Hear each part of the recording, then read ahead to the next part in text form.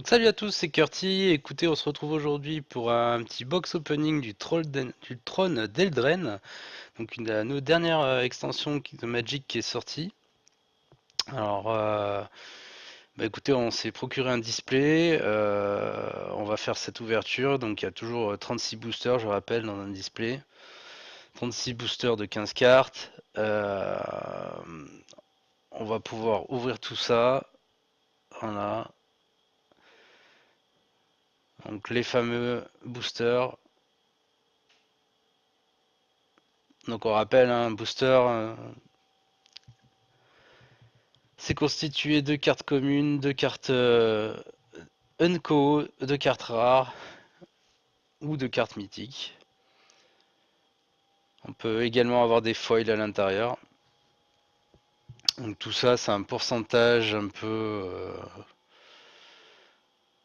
enfin, c'est un certain taux de drop donc qui est fixé par l'éditeur et qui reste assez faible sur tout ce qui est foil. Donc allez, on ouvre le premier booster. Donc sur ce premier booster, on va tout de suite enlever les communes, ça sert pas à grand chose. Voilà, vous pouvez noter le nouveau symbole également du coup de cette extension.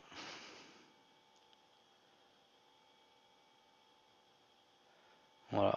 Donc pour chaque booster, on regardera que les Unco. Hein. Donc la transformation de Kenrit, qui est donc un enchantement aura. C'est une Unco, hein, bien sûr. Là, on commence par les Unco. Donc ça permet de gérer des créatures et de piocher une carte. Donc pourquoi pas. Pourquoi pas. Après, c'est pas non plus fou, mais ça permet toujours de gérer des créatures.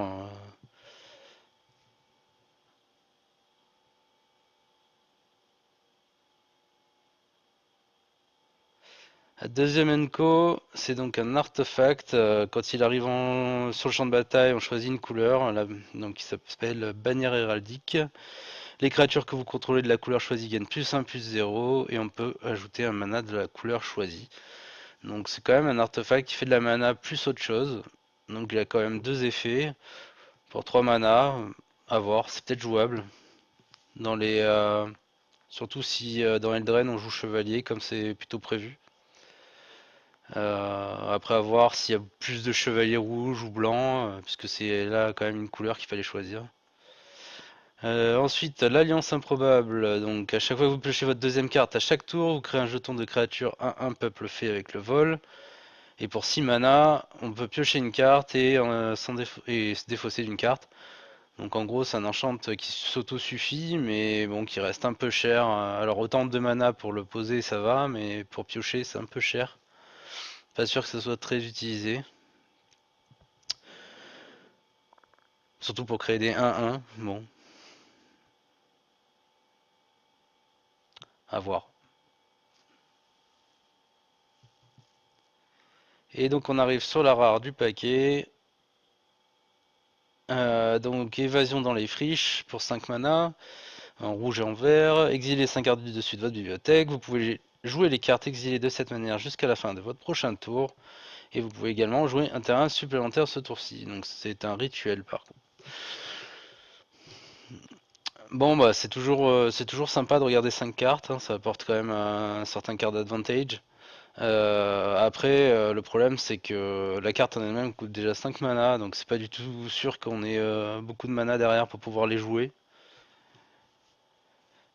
Donc c'est la limite que j'y vois. Après en soi ça aurait été quand même une bonne carte.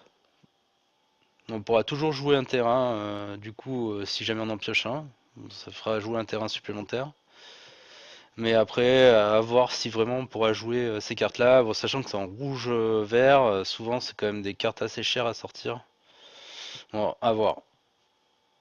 Et puis bah, toujours un terrain, un terrain et un token qu'on retrouve à la fin de chaque paquet.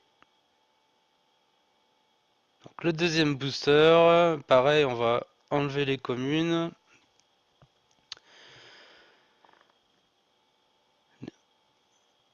Je vous laisserai regarder sur le site web les communes, hein. Alors, tout de suite, on attaque avec une Onco qui est vraiment pas mal. Horde de minuit pour 2 mana.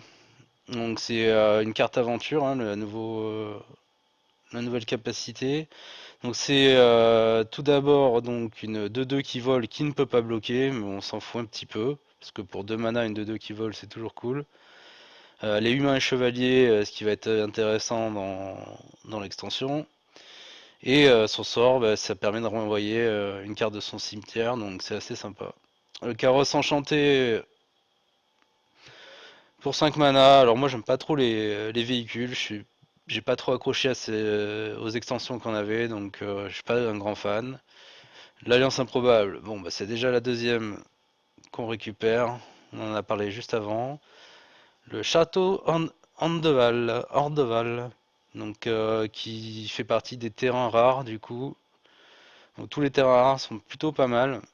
Celui-là encore plus, on va dire, c'est un des mieux, puisqu'il permet de créer des jetons. C'est toujours chiant les terrains qui créent des jetons. Et qu'est-ce qu'on a? Ah, une petite rare foil.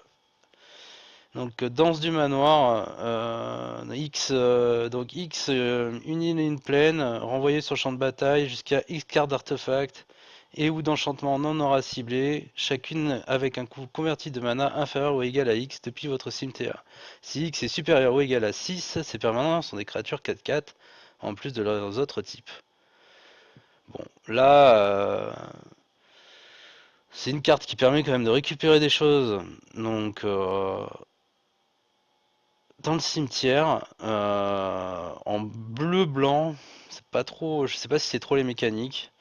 Moi, je suis un peu dubitatif sur cette carte, on verra bien. Donc ça, un beau token, je trouve que ce token est assez sympa. Allez, un troisième booster.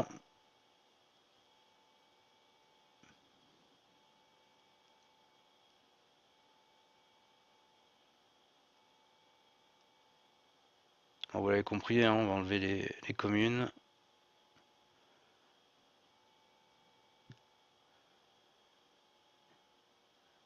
Et on s'affaire à parler juste des Unco et des rares mythiques. Donc l'adversaire ciblé révèle sa main, vous pouvez choisir une carte non terrain, si vous faites ainsi, ce joueur exile cette carte. Si une carte non noire est exilée de cette manière, exilez une carte de votre main. Ouais, pas fan. Sirfaren, le marteau des Cromlech. Donc à chaque fois que le Sirfaren, le marteau des Cromlech, attaque une autre créature attaquante ciblée, gagne plus X plus X jusqu'à la fin du tour. X étant la force du Sirfaren. Donc c'est une 2-2 pour 2 mana verts. C'est assez sympa.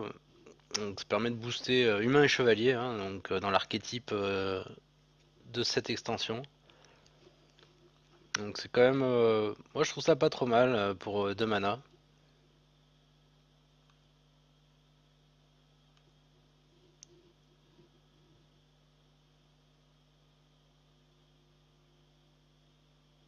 Ensuite le Ranger de Giteshen pour 4 mana, une combinaison de plaine ou de forêt.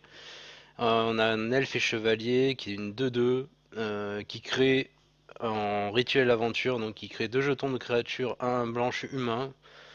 Bon, 2 jetons pour 4 mana, ouais, ok. Et elle-même permet de booster les créatures qu'on contrôle, mais bon, il faut l'engager pour faire ça, donc bon, globalement pour 4 mana, je trouve ça un peu cher quand même pour ce que c'est. Quand même un chevalier aussi, je peux passer à côté de ça, mais bon.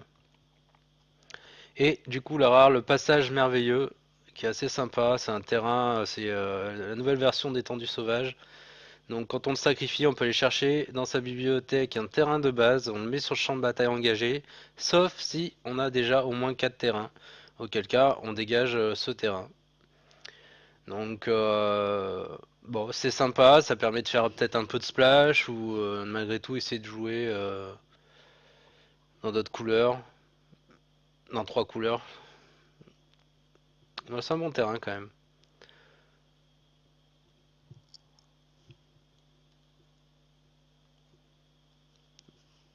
Booster suivant.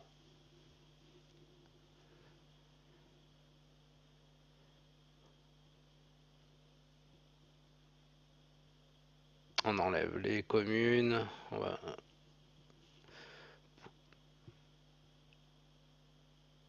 Alors, la première unco, c'est une dispute mystique. Donc c'est un contre bleu hein, pour 3 mana. Avec quelques informations supplémentaires. Si donc on le lance pour contrer un sort bleu, il nous coûtera 2 de moins, donc un compte pour pas cher. Et si son contrôleur paye 3 mana, le contre ne fonctionne pas. Donc il y a une petite restriction. Bon, si on a un jeu double contrôle, c'est vrai que c'est chiant. Sur le reste, c'est pas trop mal. Et pour 2 mana, dont un noir, la chute épique qui permet du coup d'exiler une créature ciblée avec un coût converti de mana supérieur ou égal à 3. Donc une tueuse de créature pour 2 mana, c'est quand même sympa, et en plus ça exile. L'armure titubante qui est une créature artefact, donc qui coûte 3 mana et qui a une force équivalente au nombre d'artefacts et ou d'enchantements que l'on contrôle. Donc typique pour les jeux enchant artefact. Moi j'aime pas trop, je joue pas trop ce genre de jeu, mais bon, ça avoir sa place. Et enfin, la rare du paquet, la silençante pour 2 mana. Une 1-2 vol lien de vie. Les créatures qui arrivent sur le champ de bataille ou qui meurent ne provoquent pas de déclenchement des capacités. Donc ça c'est en side que ça peut s'utiliser pour bloquer certaines créatures de l'adversaire. Donc c'est assez sympa. L'illustration est assez stylée, mis à part les bouches un peu sur les côtés là. C'est pas trop ce que ça va faire là, mais bon. La fée en elle-même est plutôt sympa. Elle illustre bien la carte.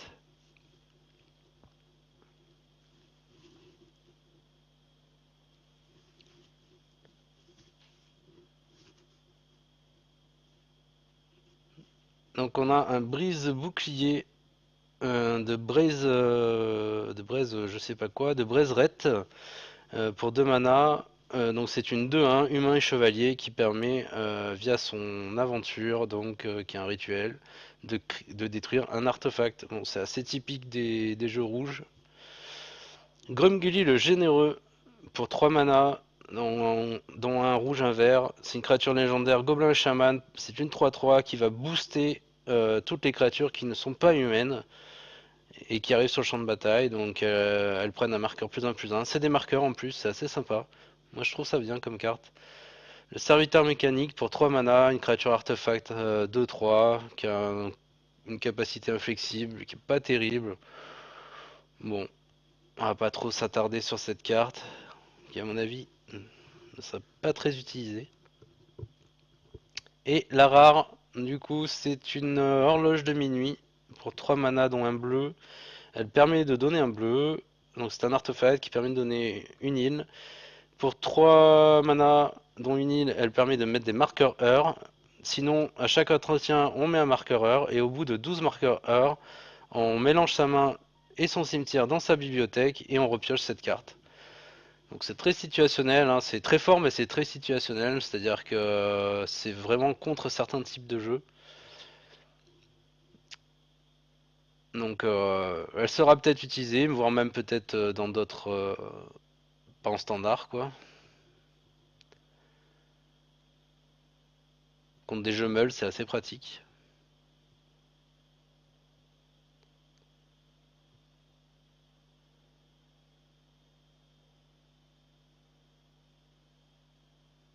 Hop, on met les communes de côté, j'ai failli en oublier une. On vérifie au cas où.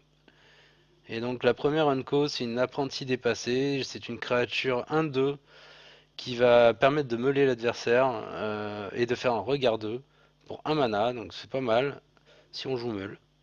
Et ce qui est sympa aussi, c'est qu'elle le fait pour chaque adversaire, donc dans un jeu, un troll à deux têtes par exemple, c'est bien pratique. Après, elle est un peu isolée, je trouve, dans cette extension. L'instructeur de la cour incandescente pour 5 mana, une 3-3 piétinement célérité. Quand il arrive sur le champ de bataille, un autre chevalier gagne +2/+2 et piétinement et célérité. Donc, mis à part qu'elle est un peu chère, elle fait vraiment quand même le café cette carte humain et chevalier en plus.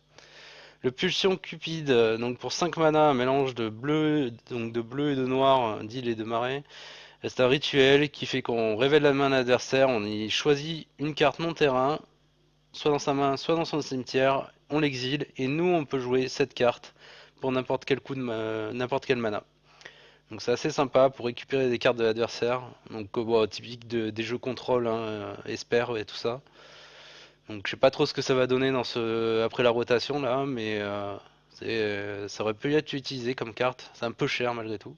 Et du coup la rare c'est le feu de l'invention pour 4 mana.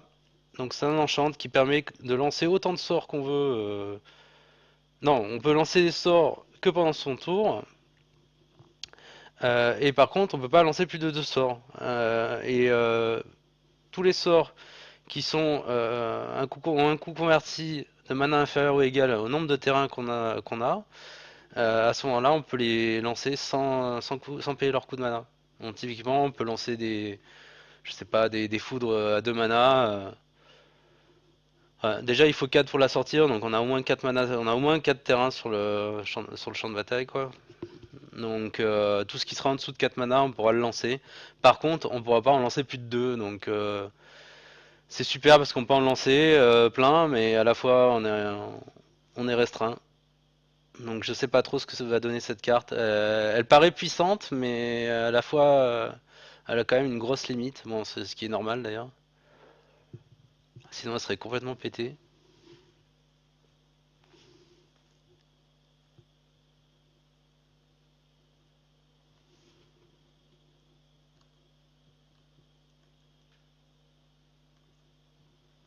L'adversaire de Jitchen. Donc un elfe et guerrier 2-3 qui a le contact mortel. Et à chaque fois qu'il blesse qui fait des blessures de combat à un joueur, on pioche une carte. Et ce sort coûte 2 de moins à lancer si l'adversaire contrôle un permanent vert. Donc c'est vrai qu'il est un peu cher au départ, il vaut 4, mais bon, c'est bien, il est bien chiant. Le Sire Aline, la griffe du lion. Donc pour 5 mana, une 4/4 initiative. À chaque fois qu'il attaque, les autres créatures que vous contrôlez gagnent plus un jusqu'à la fin du tour. C'est un humain et chevalier. On verra s'il a sa place en Boros. Ça m'étonnerait quand même, il est un peu cher pour ce qu'il fait.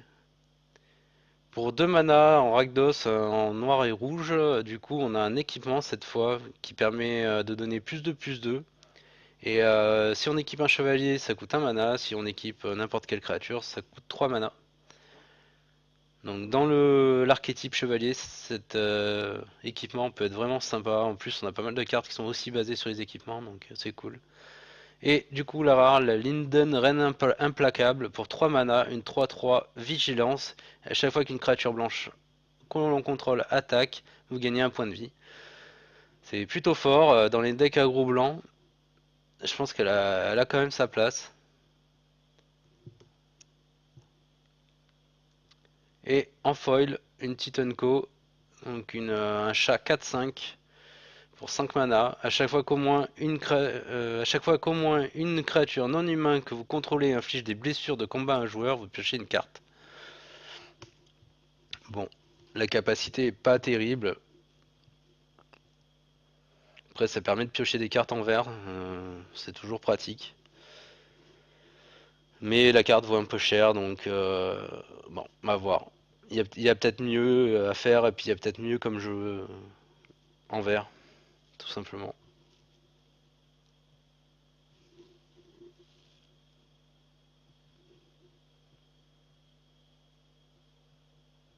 Allez, un autre booster.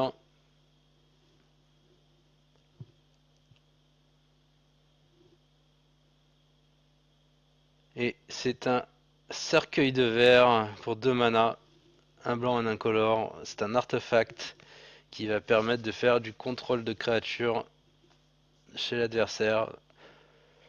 Donc on pourra exiler une créature ciblée avec un coup de converti de mana inférieur ou égal à 3 qu'un adversaire contrôle jusqu'à ce que le cercueil quitte le champ de bataille. Donc, sachant qu'il n'y a pas trop de trucs pour gérer les artefacts, euh, c'est pas mal, ça permet de gérer quand même pas mal de decks, je pense, enfin pas mal de créatures de pas mal de decks différents. Donc ça sera certainement utilisé. La vilaine des marécages, donc c'est une créature peuple fée 3/3 qui vole en noir.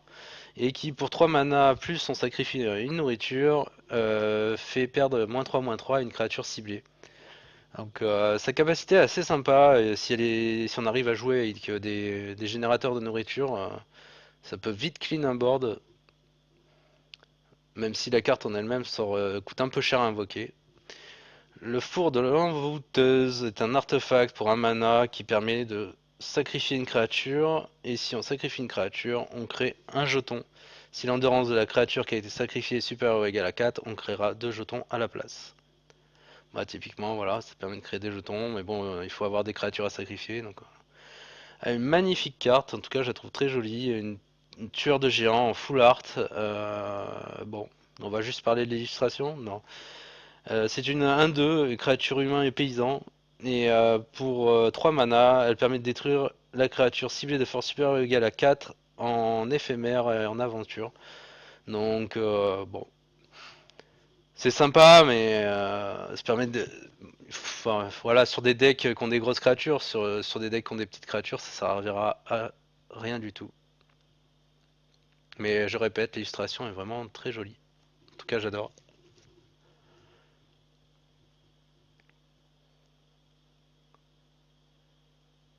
Droit au premier-né, donc pour un mana rouge, on acquiert le contrôle d'une créature ciblée qui a un coût de mana inférieur ou égal à 3.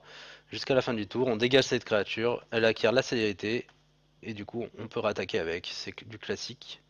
La cavalière déterminée, donc pour un mélange de noir et de blanc, c'est une 4-2 qui peut acquérir le lien de vie ou l'indestructible en payant soit 2, soit 3 mana. C'est assez sympa, en humain chevalier toujours, une 4-2. Bon, 2 ça fait un peu faiblard, mais bon. Sir Eleonora la perspicace, donc pour 5 mana, c'est une humain et chevalier. Sa force est égale au nombre de cartes que l'on a dans la main, et heureusement, quand elle arrive sur le champ de bataille, on pioche une carte. Les sorts que vos adversaires lancent qui ciblent Eleonora coûtent 2 de plus à lancer. Donc elle est un peu chiante à s'en débarrasser. En même temps, si vous jouez bleu, un peu contrôle, vous allez avoir pas mal de cartes dans la main. Donc elle risque d'avoir une force assez intéressante. Donc ça peut être sympa. Et en rare, la croisée Point de Tempête, qui est une belle carte Rakdos, donc noir-rouge. Une 2-2 menace, humain et chevalier. Au début de l'entretien, chaque joueur pioche une carte et perd un point de vie. Sachant que bah, vous allez la piocher tout de suite. Et du coup, vu que c'est votre tour, vous allez pouvoir potentiellement la jouer. Et on voit qu'on a une horloge de minuit en foil, du coup. Voilà, je vous parlais au début des foils, des mythiques et des rares. Dans chaque display, normalement, on a au moins une foil rare ou mythique. Donc, quand on a beaucoup de chance, on a une mythique foil. Et ça reste très rare. Et donc, vous voyez qu'ici, j'ai eu plutôt une rare. Pas trop eu de chance. Rare un peu useless en plus. La transformation de Kenrith, on l'a vu tout à l'heure, c'est un enchantement de créature qui permet de gérer une créature adversaire chiante. La Vandal Fairy, c'est une 1-2 qui vole en flash, et à chaque fois qu'on pioche une deuxième carte, on lui met un marqueur +1/+1, donc elle se booste.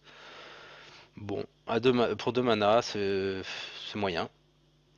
Le chevalier né du feu, qui est en Boros, en rouge-blanc du coup, qui est un humain et chevalier 2-3 double initiative, et quand on paye 4 mana, il peut gagner +1/+1.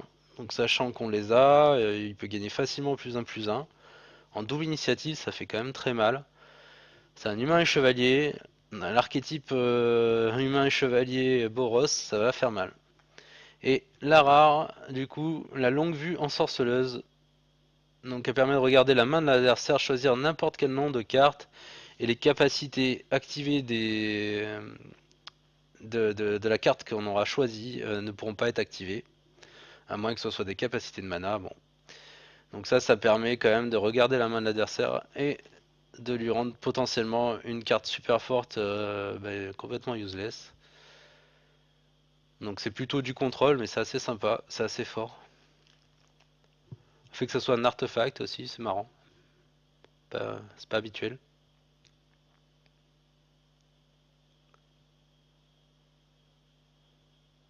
Et dans ce booster, la première unco, c'est un ogre frappe crâne pour 4 mana. C'est une 4-3.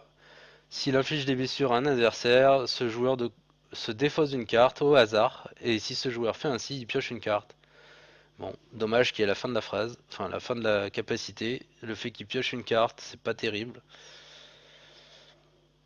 Le fait qu'il défausse au hasard, ça c'est bien. Mais qu'il en pioche une, c'est moins bien.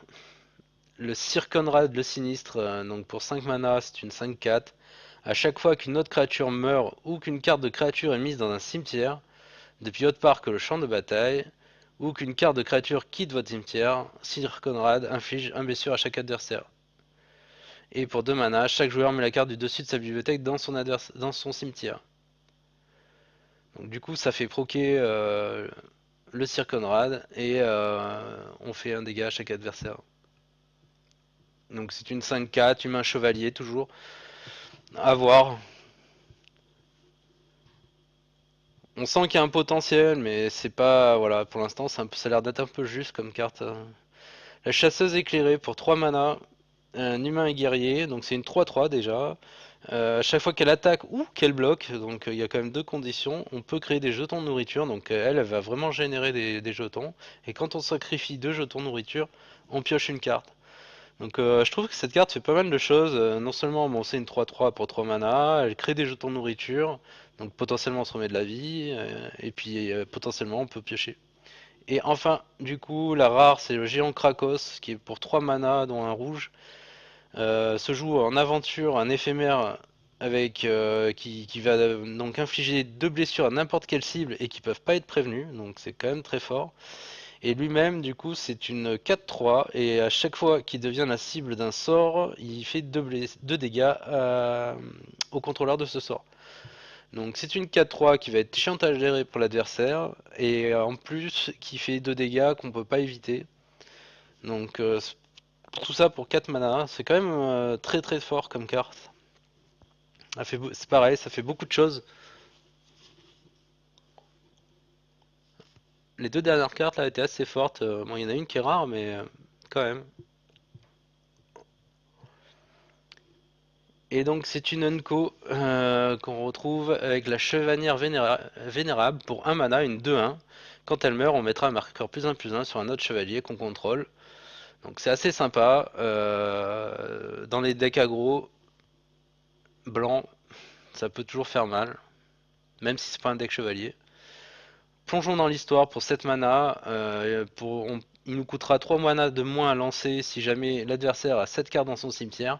Et il nous permet de piocher 4 cartes. Donc toujours dans un jeu contrôle, dans un jeu meule, pourquoi pas aussi, je sais pas. C'est assez sympa de piocher 4 cartes pour 4 mana. Le balai de sorcier pour 2 mana, une 2-1. À chaque fois que vous sacrifiez à chaque fois que vous sacrifiez un autre permanent, vous pouvez payer 3. Si vous faites ainsi, créez un jeton qui est une copie de lui-même. Bon. Et on passe au grand serpent de Lochmer. Donc pour 6 mana, c'est une 7-7 flash. Pour un mana bleu et on sacrifie une île, il peut pas être bloqué ce tour-ci. Pour un mana noir, on sacrifie un marais, on gagne un point de vie et on pioche une carte. Et pour un mana noir et une île, on exile 5 cartes ciblées du cimetière de l'adversaire. Et on renvoie le serpent du cimetière dans notre main. Alors moi je trouve ça très fort, enfin très fort, c'est une bonne carte endgame qui vaut certes cher à sortir mais qui fait pas mal de choses. Déjà elle peut pas être bloquée, elle peut donner des points de vie, faire piocher, on peut la ramener, en gros on peut pas la tuer, enfin c'est quand même très fort. Alors ça coûte cher mais bon.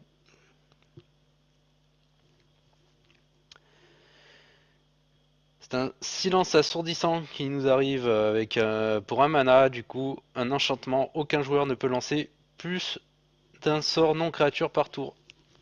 Donc ça peut vraiment bloquer plein de jeux. Donc ça sera mis en side certainement. Le vétéran inspirateur, un chevalier Boros qui permet, c'est un lord en fait Boros, qui va booster tous les chevaliers, c'est assez sympa. Et une chevalière putrefondière en noir, une zombie et chevalier 1-1 qui fait contact mortel, et quand on peut piocher une carte et perdre un point de vie via son aventure. Yorvo, le seigneur de Garenbrig, pour 3 mana vert. Donc c'est un géant et noble qui arrive sur le champ de bataille avec 4 marqueurs +1/+1, donc c'est une 4/4. Et à chaque fois qu'une autre créature verte arrive sur le champ de bataille, sous votre contrôle, on rajoute un marqueur +1/+1 sur Yorvo. Et si en plus la force de cette créature était supérieure à Yorvo, on rajoute encore un marqueur. Donc c'est quand même un bon petit géant qui va vite se booster. Donc qui curve très bien.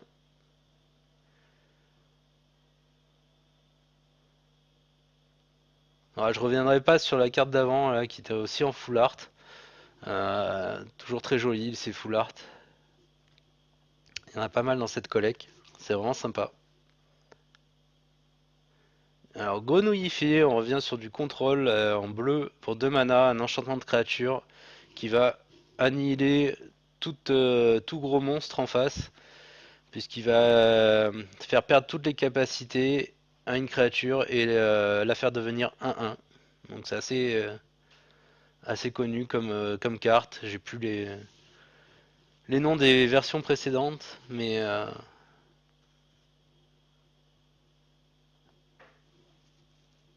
c'est des rééditions comme celle-là d'ailleurs, droiture. Donc la créature bloqueuse ciblée gagne +7/+7.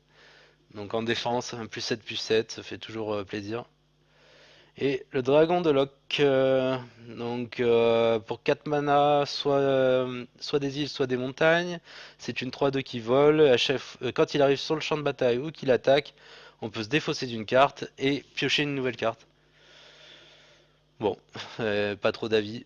Et enfin, Loi d'or, donc une belle rare qui fait penser un peu à l'oiseau de paradis. C'est une 0/2 qui vole. Quand elle arrive sur le champ de bataille, on crée un jeton nourriture. Pour 2 mana, elle peut créer un jeton nourriture et elle peut enfin sacrifier un jeton nourriture pour ajouter un mana de la couleur de notre choix. C'est pour ça que ça ressemble à l'oiseau de paradis. Ça permet de bien curver en vert notamment, donc ça permettra de jouer beaucoup plus vite et certaines grosses cartes vertes. On enlève les communes comme d'habitude, et du coup c'est une bagarre de bonnet rouge qui inflige 4 blessures à la créature ciblée ou au planeswalker ciblé. Si un permanent non rouge subit des blessures, de cette manière vous sacrifiez un terrain. Donc pour un mana ça fait 4 dégâts, c'est quand même balèze. Après ça sera certainement plus joué en side sur du mono rouge, au cas où on est sur un match mirror. Parce que le fait de devoir sacrifier un terrain ça fait un peu chier, mais bon. Le don du chaudron pour 5 mana, donc ça vous permet de vous récupérer une carte de votre cimetière et de la ramener sur le champ de bataille avec un marqueur +1/+1 sur elle. Et si on a dépensé 3 mana noirs pour le faire, on met les 4 cartes du dessus de la bibliothèque dans son cimetière. Donc en gros, le but de ça, c'est de jouer plusieurs couleurs, donc de jouer par exemple noir-bleu ou noir-blanc. Je pense à ces couleurs-là, mais bon. Le Ratifou, donc pour 4 mana, c'est une 1/2, un gobelin 1/2 qui va permettre de créer des tokens noirs. Donc à chaque fois qu'on pioche pour la deuxième fois. Moi je sais pas si ça serait très utilisé, surtout en rouge, ça paraît bizarre. Le château de Locthwain, du coup, qui est le terrain rare noir de l'extension, il est sympa, il permet en plus de générer donc du marais, de piocher des cartes. Ils sont un peu tous sympas les terrains rares, donc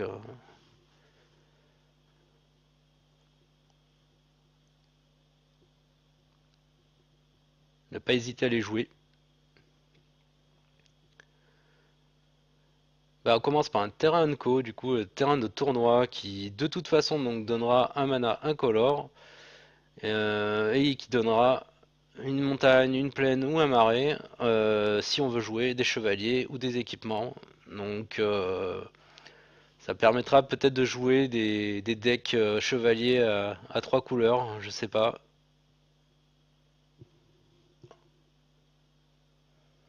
Un hibou de l'arcaniste pour 4 mana, une combinaison de blanc et de bleu. Donc c'est une 3/3 qui vole et quand il arrive sur le champ de bataille, on regarde les 4 cartes du dessus de sa bibliothèque.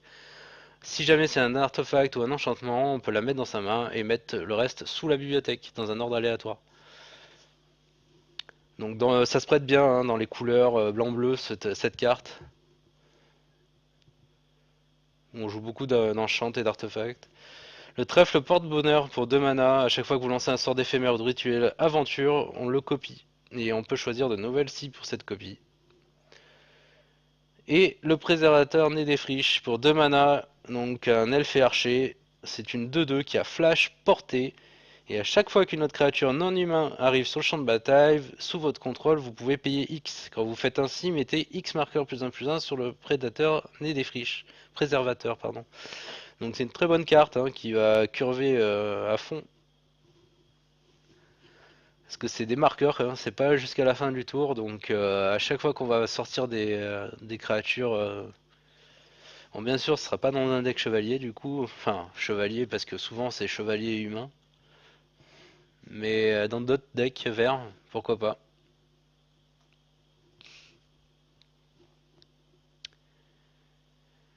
La belle noiseuse, donc pour 3 mana, c'est une 3-2 menace, humain et chevalier, noir, et à chaque fois qu'elle attaque, les autres chevaliers qu'on contrôle gagnent +1/+0 jusqu'à la fin du tour.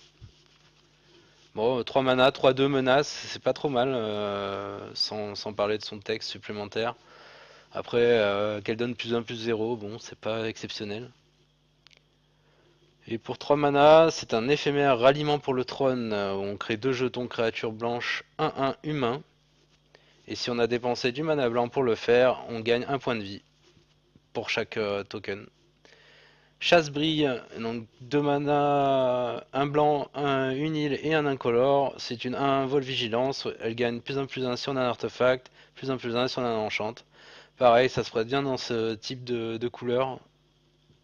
Et notre première mythique, donc pour 4 mana noirs, dont 2 noirs, le Turlupin Maître Farceur et la Vol Célérité, c'est une 3-3, et à chaque fois qu'il inflige des blessures de combat à un joueur, on peut choisir toutes ses capacités. Chaque joueur se défausse d'une carte, chaque joueur perd un point de vie et vous piochez une carte, chaque joueur sacrifie une créature. Donc on peut choisir les trois, on peut en choisir deux, on peut en choisir une, on peut choisir ce qu'on veut là-dedans, c'est sympa. Et on a une belle full art, c'est une commune, mais c'est une belle full art en foil, donc, dont le rendu est encore plus joli. Plus joli parce qu'elle est foil, bien sûr.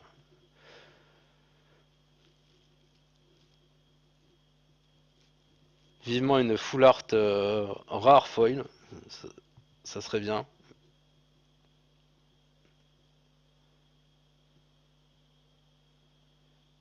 Et donc c'est une joute pour 2 mana, c'est un rituel qui permet de choisir une créature que l'on contrôle, une créature qu'on ne contrôle pas. La créature que l'on contrôle gagne +2/+1 si c'est un chevalier. Ces deux créatures s'affrontent. Bien sûr la nôtre étant boostée, c'est la nôtre qui gagne. Donc ça c'est sympa dans les jeux.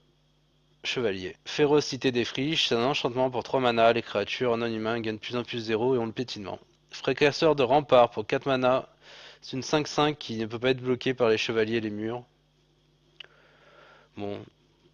Le troll du ponceau, c'est un joli troll qui s'amuse avec des chèvres.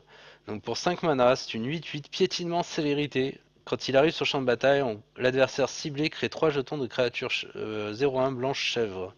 Au début du combat, pendant votre tour, n'importe quel adversaire peut sacrifier une créature. Si un joueur fait ainsi, engagez le troll du ponceau, vous gagnez 3 points de vie et vous piochez une carte. Bon, en gros, lui, il fait créer des chèvres à l'adversaire. L'adversaire peut les sacrifier pour nous éviter de se prendre le troll dans la tête. Mais par contre, ça nous fait gagner des points de vie. Donc voilà.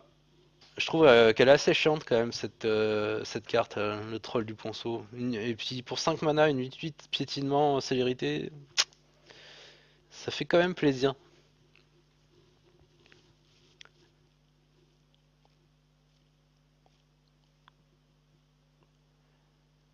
Le sage des cascades, donc un nom d'un pour 5 mana, 2-5.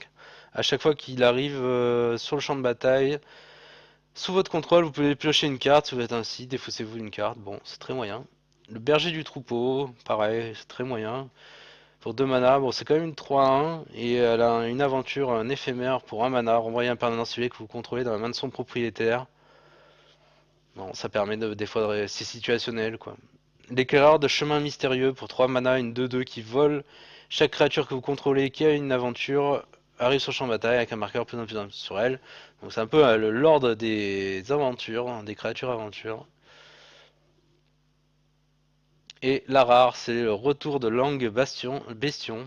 Pour 5 mana, c'est un éphémère, on choisit soit on pioche un nombre de cartes égal à la force de la plus élevée de nos créatures, parmi qui ne soient pas humaines, ou alors les créatures qui ne sont pas humaines gagnent plus 3 jusqu'à la fin du tour.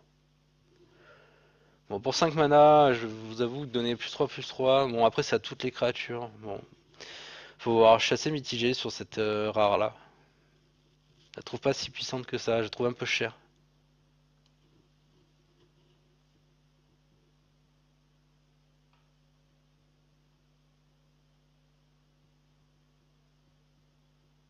Opportunité de taille pour 3 mana. Vous pouvez sacrifier 2 nourritures si vous faites ainsi créer un jeton de créature 7/7 verte géant. Sinon, créez 3 jetons de nourriture.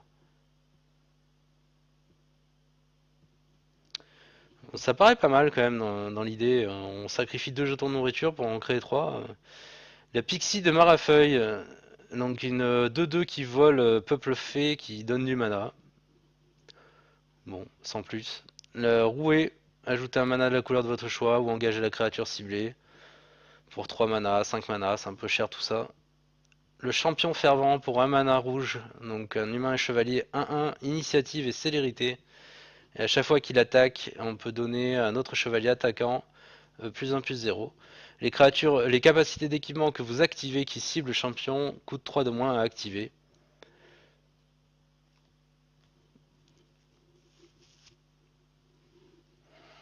Je sais pas, j'ai besoin de réfléchir à cette carte, je suis pas sûr qu'elle soit très très forte en fait.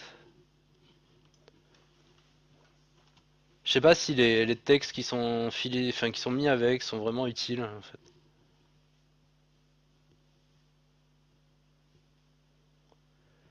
Donc on a à nouveau une chute épique qui permet d'exiler une créature. Une Faerie animatrice, donc une 2-2 pour 3 mana qui vole, et son aventure permet de donner la vie pour 3 mana. L'artefact non créature ciblée que vous contrôlez devient une créature artefact 0-0, mettez 4 marqueurs sur elle. Donc ça c'est assez fort quand même, si on joue avec des artefacts du coup. Le cheval d'aventure pour 3 mana, à chaque fois que vous lancez un sort de créature qui a une aventure, mettez un marqueur plus 1 sur le cheval d'aventure. Et oui, cheval d'aventure. Et la rare, c'est le terrain, du coup, rare, rouge, qui permet de booster les créatures. C'est peut-être un des moins bons, celui-là. Alors qu'il nous reste plus que 15 boosters, du coup, à ouvrir. On a ouvert un peu plus de la moitié de la boîte, déjà.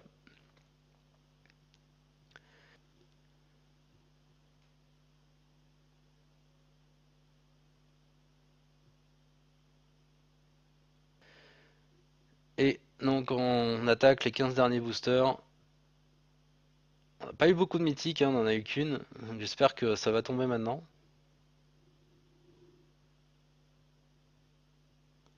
Donc le don du chaudron qu'on a déjà vu, hein, qui permet d'aller chercher une carte dans son cimetière, de la faire revenir sur le champ de bataille boosté.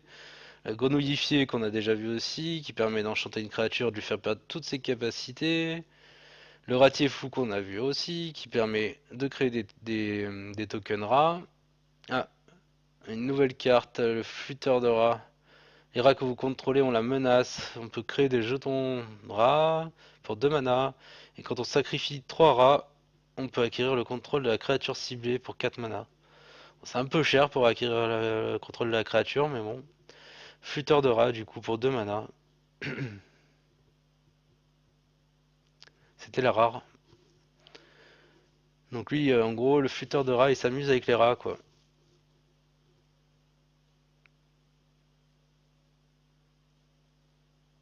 Le droit au premier-né qu'on a déjà vu, qui permet d'acquérir le contrôle d'une créature. La lance à griffe d'acier, qu'on a déjà vu, qui est l'équipement. La férocité des friches, qu'on a déjà vu, qui permet de donner plus 1 plus 0 au piétinement. Ah, une nouvelle mythique, emprunteur intrépide, pour 3 mana. C'est une 3-1 qui vole flash et qui ne peut pas bloquer les créatures avec le vol. Bon, c'est un peu dommage, mais c'est pas grave. Et qui pour 2 mana, son coup d'aventure permet de relancer de faire retourner dans la main un permanent. Donc c'est une bonne carte hein, qui est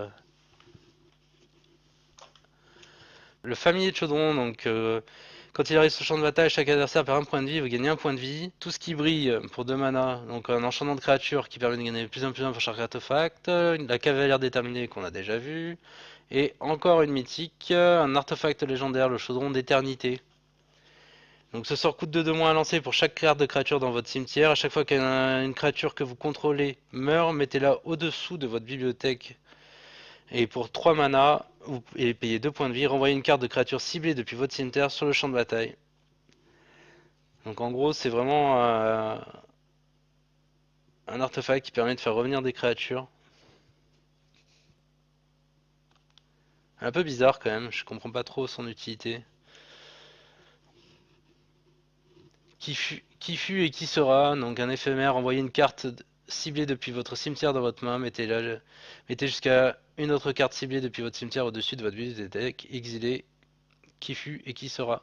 Si au moins 3 mana verts ont été dépensés, à ce moment-là, vous pouvez renvoyer ces cartes dans votre main et exiler qui fut qui sera. Et Sirkara, l'audacieuse du coup, pour 5 mana, le cire rouge, c'est une créature légendaire, humain et chevalier.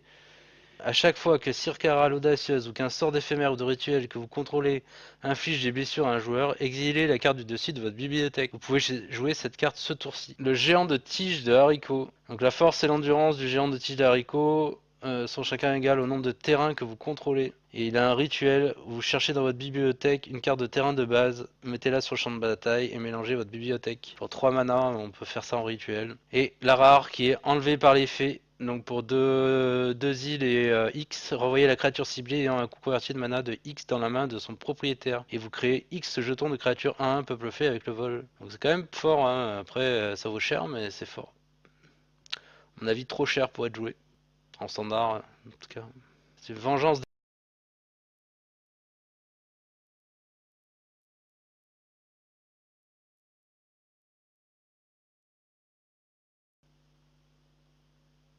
C'est Vengeance des Corbeaux, donc un enchantement à chaque fois qu'une créature vous attaque ou attaque un Planeswalker que vous contrôlez, le contrôleur de cette créature perd un point de vie et vous en gagnez un pour 4 mana.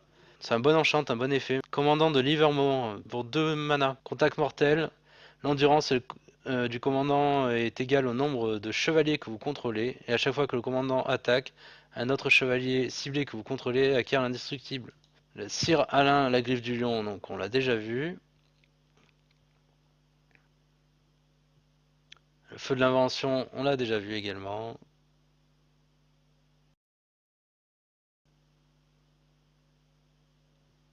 L'intruse aux boucles d'or, une belle illustration encore pour un mana, une 1-2.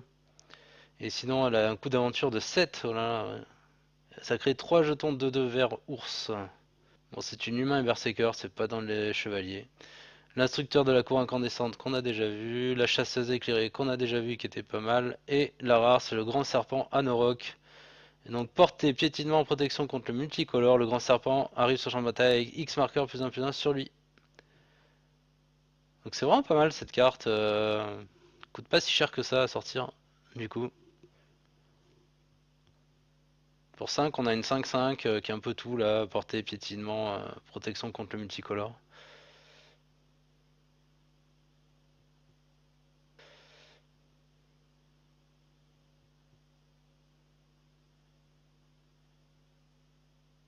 La Vandale Fairy qu'on a déjà vu. Le cercueil de verre qu'on a déjà vu.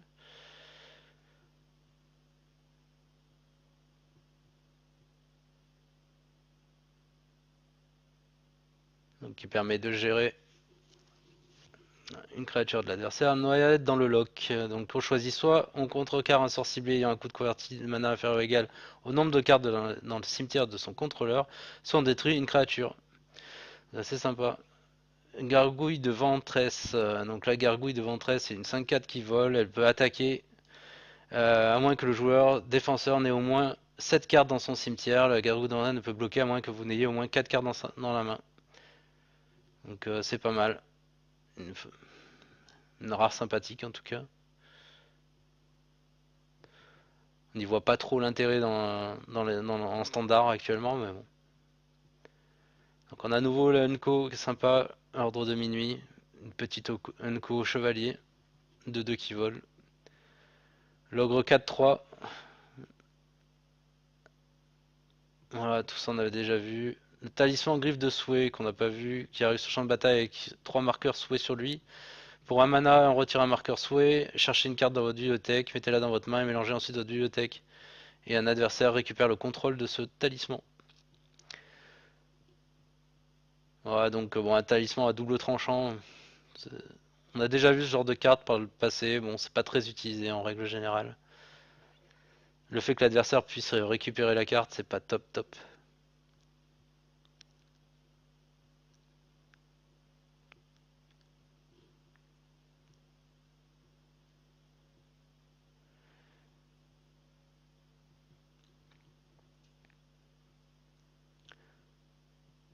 Donc l'archonte 3-2 qui vole blanc pour 4 mana, protection contre le blanc. Les créatures ne peuvent pas vous attaquer ou attaquer un planeswalker que vous contrôlez, à moins qu'il ne paye 1 pour chacune de ces créatures. Donc ça peut pas mal bloquer la game. Donc le Sir Conrad qu'on a déjà eu en noir. Chasseuse de tête d'élite pour 4 mana noir-rouge, combinaison noir-rouge, c'est une 2-3 menace. Chevalier.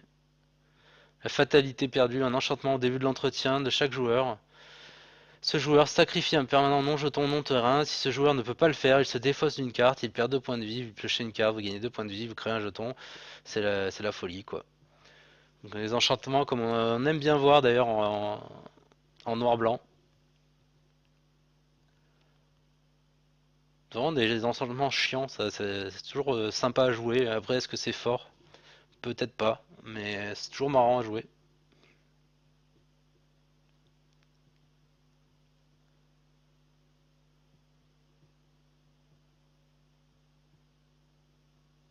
Le brise-bouclier de Brézéret, donc on l'a déjà vu, pour 2 mana, une de 1. Son aventure c'est détruire un artefact. Le silence assourdissant pour un mana, on peut pas lancer plus d'un sort de non-créature en tout cas. Le four de l'envoûteuse qu'on a déjà vu également. Le roi troll festoyant, la rare, voilà, une 7-6 vigilance piétinement. Quand il arrive sur le champ de bataille, si vous l'avez lancé depuis votre main, créez 3 jetons de nourriture, on sacrifie 3 jetons, on peut renvoyer le roi troll depuis le cimetière. Donc c'est très bien, une très bonne carte. Même si elle coûte un peu cher à sortir, voilà, on le voit là. Sur 4 mana vert et 2 mana incolore. C'est quand même une 7-6 qui peut pas trop mourir. Qui va créer des tokens de nourriture. On approche de la fin des paquets. Hein.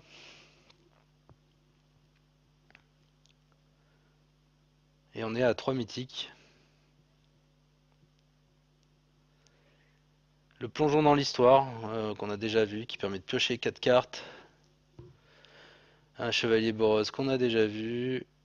Une armure titubante qu'on a déjà vu. Et c'est un terrain rare qui nous donne regard 2, puisque c'est le terrain bleu rare. On aurait quasiment eu tous les terrains rares.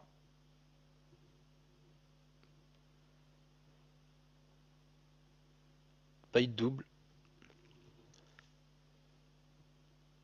C'est un feu tueur. Il inflige 3 blessures à n'importe quelle cible. Et si c'est du mana rouge qui a été dépensé, il en fait 4. Donc très bien dans un mono red. La marionnette curieuse, bon, pas trop en parler. Une tortue 4-4. Comme ils aiment bien faire en simic. Le troll du ponceau pour la deuxième fois. La fameuse 8-8 qui crée des chèvres. Qui fait créer des chèvres à l'adversaire en tout cas. C'est un peu prendre l'adversaire pour une chèvre d'ailleurs. Le gardien des fables qu'on avait eu en foil au début. Donc le 4-5 chat. Carrosse, on a déjà vu. Le vétéran chevalier Boros, le lord, qui permet de donner à tous les chevaliers plus en plus un. Enlevé par les fées. Donc la rare qui permet pour X de renvoyer une carte avec un coût converti de mana de X dans la main de son propriétaire et on crée X token. Donc si on a du mana, c'est sympa en tout cas.